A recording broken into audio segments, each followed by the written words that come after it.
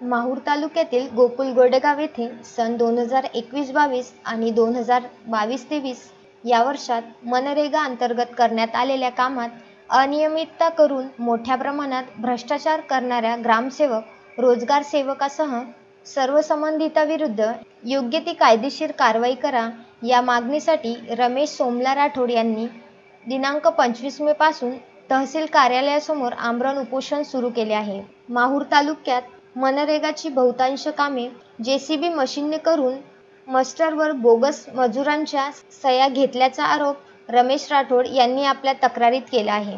गोकुळ गोंडेगाव येथे survey number 50 मध्ये शेततळ्याचे काम केल्याचे दर्शवून 3 लाख रुपये निधी उचलल्याप्रकरणी तक्रार केली असता आपल्याला कल्पना न देताच चौकशी केली, परंतु मागणी करूनही आपल्याला चौकशी अहवाल दिला नसल्याचा उल्लेख त्यांनी गटविकास अधिकारी यांना दिलेल्या तक्रारीत केला आहे. माहूर तालुक्यातील गुडबळ येथे झालेले LBSच्या कामासह तांदडा येथील माती नाला बांधकामातही मोठ्या प्रमाणात अनियमितता करून प्रचंड स्वरूपात भ्रष्टाचार केल्याच्या अनेक तक्रारी झाल्या आहेत. मात्र चौकशी होऊन कुणावरही कारवाई झाल्याचे ऐकण्यात आले नाही. सहाय्यक गटविकास अधिकारी यांच्या मार्फत चौकशी अहवाल देऊन उपोषण सोडविण्याचे प्रयत्न सुरू आहेत.